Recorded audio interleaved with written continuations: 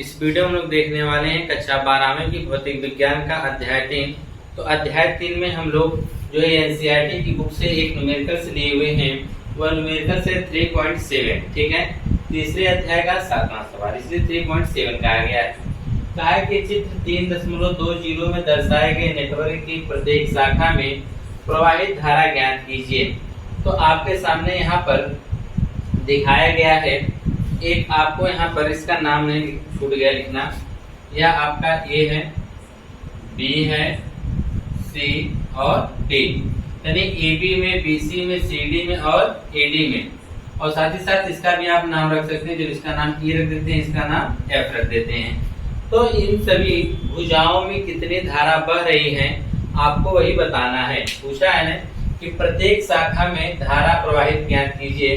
तो यानी A B में कितनी धारा बह रही है, बी सी में कितनी है, बी डी में कितनी है, ए डी में कितनी है, सी डी में कितनी है और ई एफ में कितनी धारा प्रवाहित हो रही है, आपको यही ज्ञात करना है। ठीक है, तो आइए सबसे पहले हम लोग यह देखते हैं कि धारा किसमें कितनी धारा जा रही है। उसको निकालने के लिए हम मान लेते हैं कि यहाँ से जो हमारा 10 वोल्ट के हम विभवांतर लगा हुआ है, इससे कितनी धारा उत्पन्न हो रही है और जाने के बाद इनमें धाराएं क्या हो जा रही है, बढ़ जा रही हैं। तो धाराएं जो बढ़ रही हैं, देखते हैं कितनी कितनी धाराएं बढ़ती हैं। तो यहाँ से देखिए धाराएं निकलती हैं आई, तो यहाँ से आई एम्पियर की धारा निकल के जब बिंदु ए पर पहुंचती है तो यहाँ से 2 भागों में बढ़ जाती है। तो हम मान लेते हैं ऊपर जो धारा जाती है उसको हम I1 कह देते हैं, नीचे जो धारा आ रही है उसको हम क्या कह देते हैं, I2 कह देते हैं। फिर यहाँ से यह धारा ऊपर की तरफ बढ़ते हुए चली जा रही है, जब बिंदु बी पर पहुंचती है तो यहाँ से धाराएं 2 दिशा में चली जाती हैं, एक इधर BD नीचे की तरफ चली जाती है और धारा एक जो है आपका BC इस दिशा में चला जाता है। तो आप यहाँ से हम लोग क्या करेंगे, यहाँ धाराएं 2 भागों में, जो I1 धारा है यहाँ जाने के बाद 2 भागों में बढ़ जाती है। तो हम मान लेते हैं इसमें धारा जो आ रही है वह कितनी है, I3 धारा है। तो इसमें कितनी धारा जाएगी, तो I1 में से हम I3 घटा देंगे, जो धारा बचेगी वही धारा इस BC वाले में जाएगी। तो देखिए यहाँ से जो क्या कहते हैं AB में कौन सी धारा जा रही है, I1, और यहाँ से AD में कौन सी धारा जा रही है, I2। क्लियर यहाँ तक है। अब यह धारा जब B पर पहुंचे तो यहाँ से 2 भागों में बढ़ जाएगी, एक आपका BD में धारा आएगी और एक धारा BC में जाएगी। तो हमने BD में मान लीजिए कि I3 धारा भेज दिया, इसी में से ही यह धारा I3 जा रही है। तो इसमें कितनी धारा जाएगी, तो ये जो I1 धारा जा रही थी इसमें हमने I3 धारा भेज दिया, जो कि इसी I1 में से ही धारा को भेजा गया, तो उसका नाम I3 रखा गया है। ठीक है, तो इसमें कितनी धारा जाएगी, तो I1 वाले में से I3 घटा देंगे, जो बचेगा वही किसमें से धारा जाएगी, BC से धारा जाएगी। ठीक है ना। अब यह I3 यहाँ से आ रहा है, यहाँ से I2 आ रहा है। जब इसमें बात जाने की होगी तो इसमें 2 धारा जाएगी आपकी, कौन कौन सी, I3 प्लस I2 धारा यहाँ से जाने लगेगी। और यहाँ से कौन सी धारा आ रही है, यहाँ से आपकी धारा आ रही है I1 माइनस I3, और इधर से धारा जा रही है I3 प्लस I2। जब C पर ये धाराएं मिलती हैं तो ऊपर से धारा आ रही है कितनी, I1 माइनस I3, नीचे से कितनी धारा जा रही है C पर, वह जा रही है I3 प्लस I2। जब दोनों धाराएं जाके C पर मिल जाएंगी तो दोनों जोड़ देंगे तो I3 से I3 क्या होगा, घट जाएगा, तो बचेगी क्या, I1 प्लस I2। इसका मतलब जो धारा वापस आ रही है वो कितना आ रही है, I1 प्लस I2 एम्पियर की धारा वापस आ रही है। तो आप जानते हैं कि जितनी धारा जाती है उतनी धारा आती है। इसका मतलब यह हुआ कि यहाँ से जो I है आपका वह I1 प्लस I2 की क्या है, बराबर है। जो आपका I है वही I1 प्लस I2 की क्या है, बराबर है। कैसे, यही धारा I जाके यहाँ से 2 भागों में बढ़ रही है, I1 और I2, तो उसी को हम लिख सकते हैं, I को क्या लिख सकते हैं, I1 प्लस I2 लिखा जा सकता है। ठीक है, उम्मीद करते हैं कि आपको यह धाराओं का वितरण समझ में आया होगा। एक बार हम आपको और बता देते हैं, फिर उसके बाद हम सवाल की तरफ चलते हैं कि सवाल को कैसे लगाएंगे। तो यहाँ से देखिए 10 वोल्ट के विभवांतर से I एम्पियर की धारा निकल रही है, जो बिंदु A पर जाने के बाद 2 भागों में बढ़ जा रही है। एक चली जा रही है धारा AB में और दूसरी धारा चली जा रही है किसमें, AD में। तो I धारा जो 2 भागों में बटी, I1 प्लस I2 में 2 भागों में बढ़ गई है। अब यह I1 धारा जब B पर पहुंच रही है तो यहाँ से एक इधर धारा जाएगी और यह धारा एक BC में जाएगी। तो इसमें हमने एक धारा जो भेजा उसका नाम क्या दे दिया, I3 धारा दे दिया। तो इसका मतलब BC में कितनी धारा जाएगी, तो I1 में से हम I3 घटा देंगे, जो धारा बचेगी वही धारा आपकी BC में जाएगी। अच्छा, यह धारा इधर से जा रही है और यह धारा ऐसे आ रही है, अब यह धारा ऐसे जा रही है, P पर मिलेंगी तो ऊपर से I3 यहाँ से I2 दोनों मिलके BC में कितनी धारा जाएगी, I3 प्लस I2 जाएगी। अच्छा, ऊपर से I1 माइनस I3 जा रहा है, नीचे से I3 प्लस I2 जा रहा है। जब C पर मिलेंगी तो जब नीचे फिर धारा आएगी तो कितनी धारा बनकर आएगी, I1 प्लस I2 धारा आएगी। तो यह तो हो गया धाराओं का वितरण कि किस भुजा में कितनी कितनी धारा जा रही है। अब हम लोग लगाएंगे किरचॉफ का नियम। ठीक है, किरचॉफ का जो बंद पास का नियम होता है उसको हम लगाएंगे। तो हम यह देखेंगे कि हमारे पास कितने बंद पास हैं, 3। पहला बंद पास, दूसरा और ये नीचे हम इसको तीसरा बंद पास ले लेते हैं। ठीक है, अब हम क्या करते हैं कि पहला बंद पास जो हमारे पास है वह क्या है, A B D A। लिखेंगे बंद पास, यहाँ से शुरू करेंगे, लिखेंगे इसका जो हल करने जा रहे हैं। ठीक है, लिखेंगे बंद पास, बंद पास क्या क्या है, A B D A। बंद पास A B D A में। अच्छा, अब इसमें हमको क्या मिलने वाला है, तो आप जानते हैं कि किरचॉफ का दूसरा नियम कहता है कि धारा गुणे संगत प्रतिरोध। क्या कहता है, धारा गुणे संगत प्रतिरोध। तो यहाँ पे धारा गुणे संगत प्रतिरोध जो होता है उनका बीजगणितीय योग उस बंद पास में लगे विद्युत वाहक के बीजगणितीय योग के क्या होता है, बराबर होता है। तो आप यहाँ पहले बंद पास में देखेंगे केवल यहाँ पर आपको धारा और प्रतिरोध मिलेगा, इसमें कोई विद्युत वाहक बल लगा हुआ नहीं है। तो विद्युत वाहक बल नहीं पहले बंद पास में, तो उसको हम 0 मान लेंगे। और हाँ, धारा की दिशा देखिए कैसे होगी, तो धारा की दिशा आपकी ऐसे होगी, मतलब पहले बंद पास में धारा ऐसे जानी चाहिए, फिर ऐसे जानी चाहिए और फिर धारा ऐसे जानी चाहिए। ठीक है ना, यह धारा की दिशा होगी कि धारा ऐसे आएगी, ऐसे जाना चाहिए। ठीक है, तो धारा की दिशा में हम लोग क्या लेते हैं, धारा जो जिस दिशा में उसको बहनी चाहिए उस दिशा में हम I का मान धनात्मक लेते हैं, उसके विपरीत में I का मान हम क्या लेते हैं, ऋणात्मक लेते हैं। तो यहाँ से पहले हम AB में धारा भेज रहे हैं। देखिए धारा ऐसे जा रही है और ऐसे आ रही है। ठीक है, तो धारा को ऐसे जाने का मतलब कि ये धारा की दिशा में है, तो धारा की दिशा में क्या हो जाएगा, धारा गुणे संगत प्रतिरोध। तो आप उसमें जब निकालेंगे तो धारा गुणे संगत प्रतिरोध, तो आपका जो है धारा कितनी बह रही है, I1 गुणे संगत प्रतिरोध कितना है, 10 ओम। ठीक है, 10 ओम लिखने की कोई जरूरत नहीं, या डायरेक्ट हम लिख सकते हैं 10 I1। क्या लिख सकते हैं, 10 I1 धारा गुणे संगत प्रतिरोध। ठीक है, अब यह धारा ऐसे जा कैसे आएगी, देखिए यह भी धारा की दिशा में ही है। तो यहाँ पर I3 और क्या है, 5I, तो जाएगा 5 I3। अब देखिए यह जो धारा बहने की दिशा ऐसे ऐसे है, लेकिन यह धारा कहाँ जा रही है, इसके ठीक उल्टा जा रही है। धारा को ऐसे क्लॉकवाइज जाना चाहिए, लेकिन यह धारा हमारे इसके ठीक क्या है, विपरीत, इसलिए इसको हम माइनस में ले लेंगे। तो जाएगा माइनस, माइनस आपका हो जाएगा प्रतिरोध गुणे धारा। प्रतिरोध कितना है, 5, और बहने वाली धारा है I2। बराबर में यहाँ क्या हो जाएगा, बराबर में विद्युत वाहक बल पहले से नहीं लगा हुआ है, फिर क्या हो जाएगा, 0 हो जाएगा। हम इसे काट के छोटा भी कर सकते हैं क्योंकि 5 से सब कटने वाला है। यहाँ पर यह हो जाएगा 10 को काटेंगे 5 से, तो जाएगा I1 प्लस, तो यहाँ 2 I1 आएगा ना, 5 से काटेंगे तो 2 I1, या 5 से कट के क्या आ गया, I3। और यहाँ से यह हो जाएगा माइनस है, तो आप यह देखेंगे कि यहाँ पर 5 कट जाएगा तो क्या आएगा, माइनस I2 बराबर क्या आएगा, 0। I2 को चलिए पक्षांतर कर देते हैं, तो जाएगा 2 I1 प्लस I3 बराबर में क्या आ जाएगा, I2। समीकरण नंबर 1, यानी जो हमारा I2 होगा धारा वह 2 I1 प्लस I3 के बराबर होगा। यहाँ तक तो आपने पहले बंद पास से निकाल लिया है। अब उसके बाद हमारा दूसरा बंद पास है, तो दूसरे बंद पास में भी धारा ऐसे आएगी और ऐसे जानी चाहिए।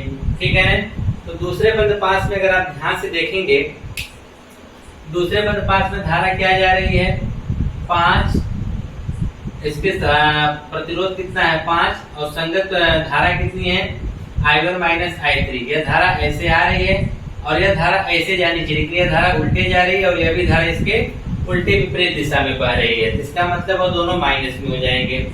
तो आप देखिए यह धारा को ऐसे बहना चाहिए, ठीक है ना। यह धारा ऐसे आ रही है तो यह धारा की दिशा में होगा तो यह हम प्लस में लेंगे, लेकिन यह धारा के विपरीत में होगा तो यह भी माइनस, और यह धारा के विपरीत में होगा तो यह भी माइनस होगा। तो आपका यहाँ पे हो जाएगा, हम लिखेंगे बंद पास, दूसरा वाला लिखेंगे बंद पास। बंद पास हमारा क्या है B से D B। बंद पास हमारा है B से D B में। अब हमारा जो बंद पास दूसरा है उसमें उस धारा कितनी है I1 माइनस I3, संगत प्रतिरोध कितना है 5। यह धारा की दिशा में, इसलिए इसको हम क्या लेंगे प्लस में लेंगे, ठीक है। तो यहाँ पर आप यह देखेंगे आपका हो जाएगा संगत प्रतिरोध कितना है 5 और धारा कितनी बह रही है I1 minus I3, I1 minus I3। फिर यह धारा ऐसे आके इसको ऐसे आना चाहिए, लेकिन यह धारा किसके ठीक उल्टे जा रही है, इसलिए क्या हो जाएगा माइनस। हो जाएगा माइनस 10 कोष्टक में कितना होगा I3 प्लस में क्या होगा I2 कोष्टक बंद। फिर यह धारा ऐसे आके इसको ऐसे जाना चाहिए, लेकिन ऊपर से धारा नीचे आ रही है, इसका मतलब इसकी भी दिशा विपरीत है, तो यह भी क्या हो जाएगा माइनस। तो जाएगा माइनस में 5 और यहाँ पे आने वाली धारा I3 बराबर में हम क्या लेने वाले हैं, क्योंकि दूसरे वाले बंद पास में भी कोई विद्युत वाहक बल नहीं लगा है, इसके लिए इसका मान हम यहाँ पे 0 रख देंगे। चलिए गुणा करते हैं, 5 का में गुणा करेंगे तो जाएगा 5I1 माइनस 5 का I3 में करेंगे 5I3 माइनस में यहाँ हो जाएगा 10I3 plus minus minus 10I2 और माइनस में क्या आ जाएगा 5I3 बराबर में क्या आ जाएगा 0। अब हम यहाँ से ये देखते हैं कि I1 वाला यहाँ पे देखिए केवल एक ही दिख रहा है, यहाँ पे हो जाएगा 5I1। अब उसके बाद I2 आ जाएगा, थोड़ी I2 वाले में केवल एक दिख रहा है तो हो जाएगा माइनस 10I2। I3 वाले में देखेंगे तो माइनस 5 माइनस 10 माइनस 5, तो 10 5 15 5 20, तो हो जाएगा माइनस 20I3 बराबर में 0। इसको भी हम 5 से काट सकते हैं, तो 5 से काटेंगे तो हमारा हो जाएगा I1 माइनस 2I2, यह हो जाएगा माइनस 4I3 बराबर में क्या आ जाएगा 0 आ जाएगा, ठीक है। तो यहाँ से हम लोग क्या करते हैं कि इसको पक्षांतर में करके यहाँ से किसी एक का मान निकाल सकते हैं, या तो रहने दीजिए, या तो यूं कर सकते हैं कि यहाँ से हम लोग अगर I2 का मान इसमें हम रख देते हैं तो हमारा 2 पद में मान मिल जाएगा, ठीक है। तो चलो रख ही देते हैं, यहाँ से हम इसमें I2 का मान रख देते हैं, तो लिखेंगे रहने दो, अभी आगे चल के रखा जाएगा। इसको हम समीकरण 2 बना लेते हैं, ठीक है ना। अभी इसके बाद हमने 2 बंद पास ले लिया है। पहला बंद पास हमारा A B D A हो गया, दूसरा बंद पास B C D B हो गया। अब तीसरे की बारी आई है, तीसरे में भी धारा ऐसे जाके ऐसे आएगी। इसमें धारा देखिए यहाँ से आई धारा निकलेगी, यहाँ से होते हुए ने यहाँ से धारा ऐसे जा रही है, इसमें धारा ऐसे आ रही है, ठीक है। फिर धारा ऐसे जा रही है और ऐसे आ रही है, मतलब धारा ऐसे जाके ऐसे आ रही है, ठीक है। तो परिपथ ऐसे है तो ऐसे धारा ऐसे आ रही है, मतलब इसमें सभी की सभी किसमें है प्लस में आएंगे, ठीक है। तो देखिए ये जो हमारा बंद पास है, यहाँ से धारा ऐसे जा रही है फिर ऐसे आ रही है, ठीक है ना। भले परिपथ ऊपर दिया लेकिन धारा ऐसे जाके ऐसे आ रही है। या आप इसको ऐसे भी कर सकते हैं, यहाँ से आप ले सकते हैं F A B C E, तो आप ऐसे धारा को भेज के ऐसे धारा ऐसे भी ले सकते हैं, कोई भी एक तरीका आप लगा सकते हैं, ठीक है। चलो हम लोग ऊपर से लेते हैं, कहाँ से यहाँ शुरू करते हैं F A B C E F। तो अगर नीचे दिख रहा है तो हम लोग नीचे लिख लेते हैं, जी बिल्कुल अभी दिख रहा है बहुत। यहाँ पे हम लिखेंगे बंद पास, बंद पास।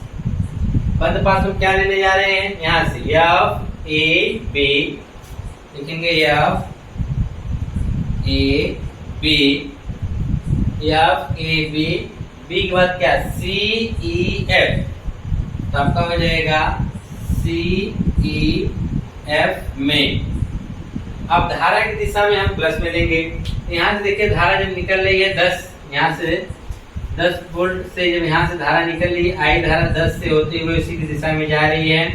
फिर I1 भी धारा इसी दिशा में है, I1 माइनस I3 भी धारा इसी दिशा में है, और यहाँ पर यह धारा भी आपकी इसी दिशा में है।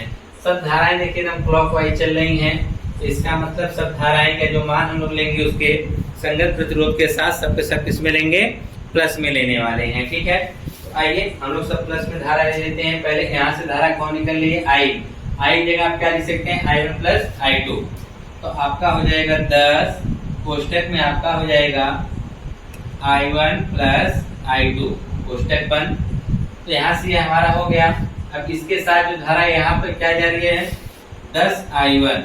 कितनी धारा जा रही है, 10 I1। अगली भुजा में धारा जा रही है 10 I1। ठीक है, फिर यहाँ से धारा कौन सी जा रही है, 5 में I1 माइनस I3। सब धारा की दिशा में है। 5 कोष्टक में आपका हो जाएगा I1 माइनस I3।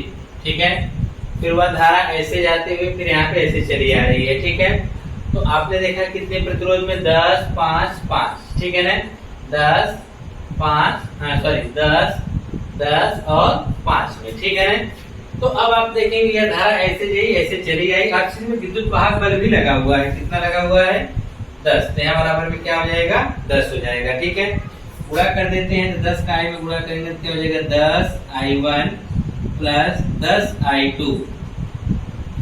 फिर यहाँ हो जाएगा plus 10 I1 plus 5 I1 minus 5 I3 बराबर में कितना, 10। चलिए अब हम लोग I1, I2 और I3 तीनों को क्या करते हैं, एक साथ इसको हल कर लेते हैं। तो यहाँ पर आपका देखेंगे I1 एक है 10 और I1 कहीं पर यहाँ पर 10 कितना हो जाएगा, 20 I1। ठीक है, I2 कितना है, तो I2 केवल एक को है, तो हो जाएगा प्लस 10 I2। I2 एक ही है ना जी, बिल्कुल। यहाँ पर I1 तीन ठो था I1, देखिए। ठीक है ना, गलती हो गया। 10 I1 20, 5 25, तो यहाँ पे हो जाएगा 25 I1। I2 कितना है, एक ठो है, तो हो जाएगा प्लस 10 I2। I3 कितना है, I3 अगर आप ध्यान से देखेंगे तो एक ही है, माइनस 5 I3 5 से काट भी सकते हैं। यहाँ पे 25 I है, जिसको हम 5 से काटेंगे तो यह आपका हो जाएगा 5 I1 प्लस 5 से काटेंगे तो हो जाएगा 2 I2 माइनस में आपका हो जाएगा I3 बराबर, यहाँ भी 5 करेगा कितना आ जाएगा, 2। इसको हम लोग समीकरण नंबर 3 का नाम दे देते हैं। ठीक है, अब आइए अब हम लोग इसको आगे कैसे हल करते हैं उसको देखते हैं। अब यहाँ पर देखेंगे तीन ठो यहाँ पर आप समझिए कि चर राशियां दी हुई हैं। जब तीन जो चर राशियां दी रहती है तो आपको सवाल लगाने में थोड़ी समस्या आती है। ठीक है, तो आप लोगों ऐसे में अगर हम तीन राशियां लेके चलेंगे सवाल बहुत बड़ा हो जाएगा। हम लोग क्या करते हैं, किसी एक राशि को गायब कर देते हैं। जैसे कहने का मतलब क्या, इसमें I1 I2 I3 I1 I2 I3 I1 I2 I3 तीन राशियां दिया हुआ है। ठीक है, तो हम लोग ऐसे में क्या करते हैं कि एक को गायब कर देते हैं। चाहे I1 को हटा के 2 समीकरण बना दो, चाहे I2 को हटा के 2 समीकरण बना दो, चाहे I3 को हटा के 2 समीकरण बना दो।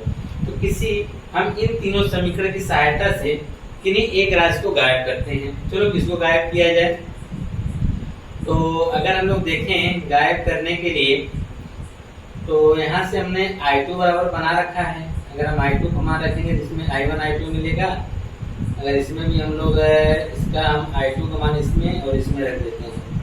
हाँ, तो क्या करते हैं कि हम लोग I2 हटा देते हैं तो I1 I3 में हो जाएगा। यहाँ I2 हटा देंगे तो I1 I3 में मिल जाएगा, यहाँ भी I2 हटा देंगे तो I1 I3 में मिल जाएगा। तो हम क्या करते हैं कि समीकरण 1 का मान हम पहले 2 में रखेंगे, फिर कहाँ रखेंगे 3 में।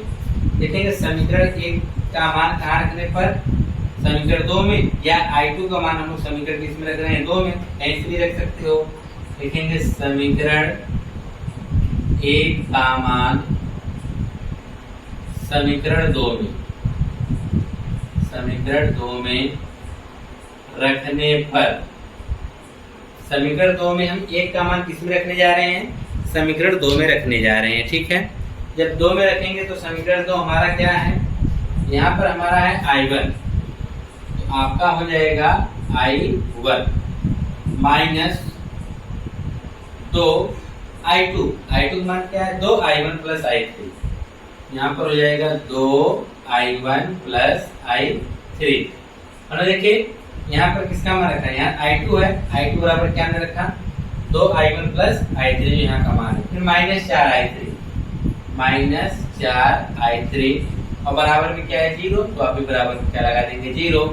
तो यहाँ से हो जाएगा I1 माइनस 2 दूना 4I1 हो जाएगा प्लस माइनस क्या हो जाएगा माइनस 2I3 माइनस 4I3 बराबर 0। तो I1 में से हम 4I3 घटाएंगे तो क्या आएगा माइनस 3I1 और यहाँ पर ये दोनों जुड़ जाएंगे क्योंकि यह भी माइनस हो जाएगा माइनस 6I3 बराबर में 0।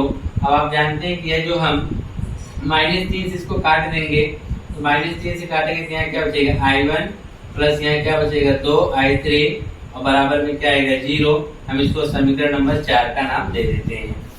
हमने यहाँ से -3 ये हमने -3 इसको काटा या I1 आ गया या 2I3 आ गया, बराबर में क्या आ गया 0। हमने समीकरण नंबर 5 दे दिया। तो आप देखेंगे पांचों में केवल 2 चर राशियां हैं, एक I1 और एक I3 है। उसी तरह से हम लोग दूसरे में से उसी तरह तीसरे में से I2 को हटाएंगे।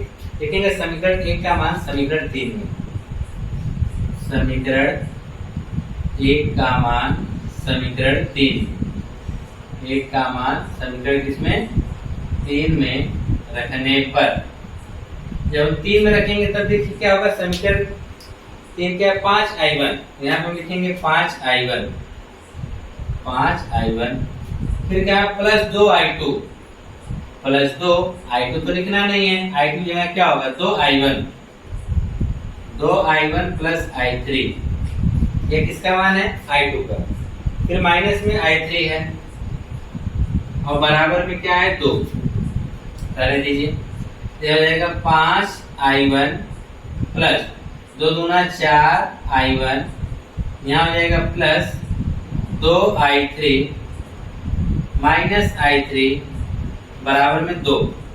तो I1 के साथ देखेंगे तो 5 4 9I1 हो जाएगा और 2I3 में से हम एक I3 घटा देंगे तो प्लस में I3 बच जाएगा और बराबर में 2। समीकरण नंबर हमारा ये क्या हो गया 5। कैसे 5 4 9I1, 2I3 में से एक I3 घटा तो एक I3 बच गया और बराबर में 2। तो यहाँ पर भी देखेंगे I1 I3 है, यहाँ पर भी I1 I3 है। अब आप इसे आसानी से हल कर सकते हैं। कैसे, या तो आप I1 के मान को बराबर कर दो या I3 के मान को बराबर कर दो। तो हम देखेंगे I3 में इसमें 2 से गुणा करना पड़ेगा, अगर हम बराबर करेंगे इसमें 2 से, अगर I1 को बराबर करना होगा इससे 9 से गुणा करना पड़ेगा, किसी से भी करके बराबर कर दीजिए। अगर दोनों का अगर चिन्ह समान है तो घटाना पड़ेगा, तो लिख देते हैं समीकरण 4 माइनस समीकरण 5।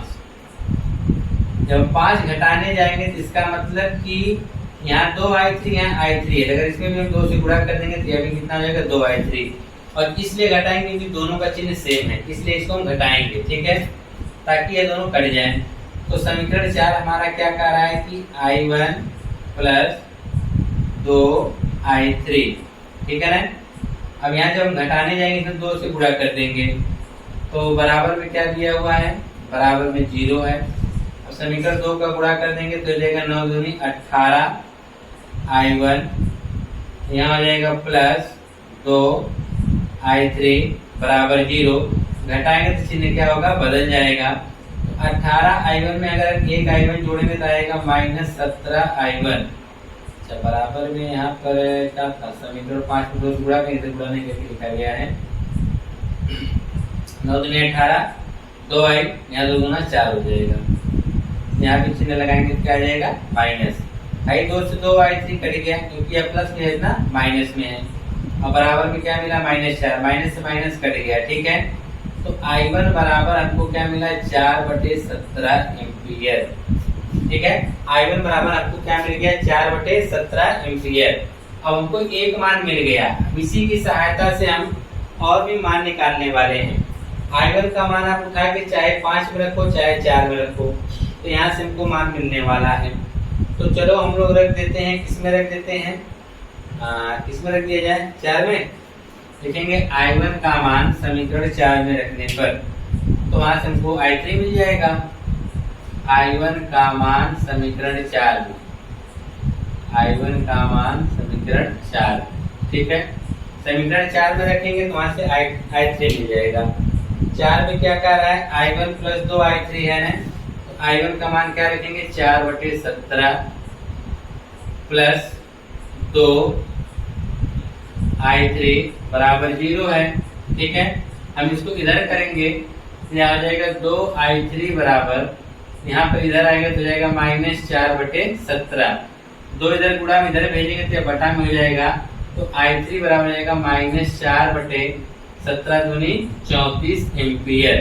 तो I3 का मान जो आएगा -4 जो 4/34 आएगा, ठीक है। आपको I1 मिल गया, I3 मिल गया। अब हमको जरूरत है I2 की, किसकी जरूरत है, I2। समीकरण 1 में देखेंगे अगर हम दोनों का मान रख देते तो हमको किसका मान मिल जाएगा, I2 का। लिखेंगे I1 और I3 का मान हम कहाँ रखने जा रहे हैं, समीकरण 1 में। I1 व I3 का मान समीकरण 1 में, तो समीकरण 1 में चलिए रख देते हैं, में रखने पर। तो समीकरण 1 में हम जब रखने जा रहे हैं तो यहाँ 2 I1 है, तो यहाँ पे हो जाएगा 2 गुणे I1 का मान क्या है, 4/17, तो जाएगा 4/17, फिर क्या है प्लस I3, प्लस I3 जब रखने जाएंगे तो या प्लस और या माइनस, क्या हो जाएगा -4/34, बराबर में क्या हो जाएगा I2। 4 गुना क्या हो जाएगा 8, 4 गुना क्या हो जाएगा 8, 8/17 -4/34, ठीक है ना। तो इसे हम काट भी तो सकते हैं, इसे हम काट सकते हैं, 2 से अगर हम काट देते हैं हो जाएगा 2/17, क्या इसको हम काट देते क्या हो जाएगा 2/17, बराबर हमारा क्या हो जाएगा I2। अगर हर बराबर है तो अंश घट जाएगा, तो हर 17 है, अंश घटा देंगे तो क्या आ जाएगा 6/17, बराबर किसके, I2। या हम लिख सकते हैं कि I2 बराबर ऐसे, या हम I2 बराबर लिख सकते हैं 6/17 एम्पियर। तो हमने यहाँ पर I1 भी निकाल लिया है, ठीक है, I2 भी निकाल लिया है और I3 भी निकाल लिया है, ठीक है।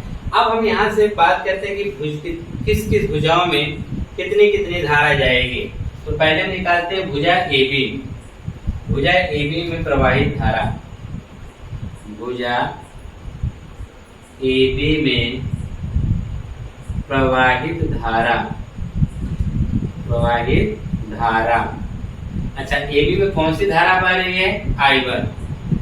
तो I1 बराबर कितनी धारा है, I1 बराबर 4/17 एम्पियर है, यहाँ हो जाएगा 4/17 एम्पियर।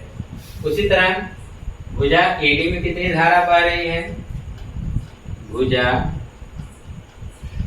AD में लिख लीजिएगा प्रवाहित धारा, AD में प्रवाहित धारा कितनी है, I2।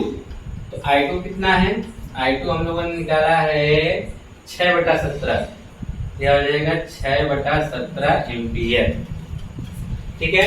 अब BD में कितनी धारा बह रही है, भुजा BD में, भुजा BD में प्रवाहित धारा I3 बराबर, तो I3 का मान कितना है, माइनस, इसको काट के ऐसे भी लिख सकते हैं, -2/17 एम्पियर कह लीजिए, ठीक है। तो जाएगा -2/17 एम्पियर।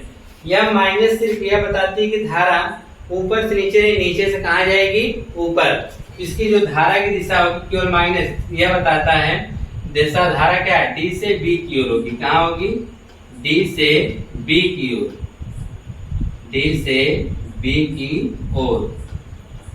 और इसमें क्या है, B से D की ओर है, तो अगर माइनस आ गया तो इसका मतलब धारा उल्टे जानी चाहिए, ठीक है। वो धारा ऐसे नहीं है कि धारा कैसे जाएगी, D से B की ओर जाएगी, ठीक है। यह हमारा हो गया BD। अब बात आती है किसकी, BC की। तो भुजा BC में,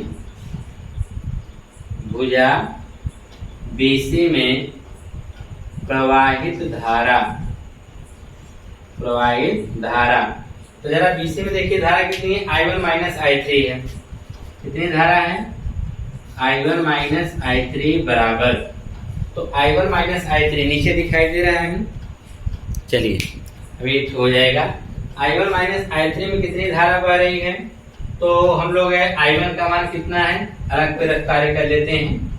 I1 का है 4/17, ठीक है। I3 का कितना है, तो I3 हमारा है -2/17, ठीक है। यहाँ माइनस है, यह भी माइनस माइनस माइनस क्या हो जाएगा, +2/17 बराबर क्या हो जाएगा, 6/17। क्या हो जाएगा, 6/17 हो जाएगा। यहाँ हम लिख देंगे ये कितनी होगी, 6/17 एम्पियर। I1 माइनस I3 क्या है, कौन सा हमने निकाला है, I1 माइनस I3। I1 का मान क्या है, 4/17, और माइनस तो लगा था, लेकिन I3 का मान क्या था, -2/17, माइनस माइनस प्लस हो गया, ठीक है। ये हमने निकाल लिया इसकी। अब बात आती है CD की, तो इधर निकाल देते हैं। भुजा CD में प्रवाहित धारा, भुजा CD में प्रवाहित धारा, प्रवाहित धारा कितनी धारा जा रही है, इसमें धारा बह रही है I3 प्लस I2। तो I3 कितना है जी, I3 है -2/17 प्लस I2 कितनी है, I2 है 6/17, ठीक है। हर बराबर है, तो 6 में आप 6 में से 2 घटाओगे कितना आएगा, 4/17। 2 इसलिए घटेगा क्योंकि ये माइनस प्लस क्या हो जाएगा, घट जाएगा, ठीक है। तो यहाँ पे आ जाएगा 4/17 एम्पियर, 4/17 एम्पियर। तो आपने देखा, हाँ अभी रह गया है EF में, भुजा EF में प्रवाहित धारा, भुजा EF में प्रवाहित धारा,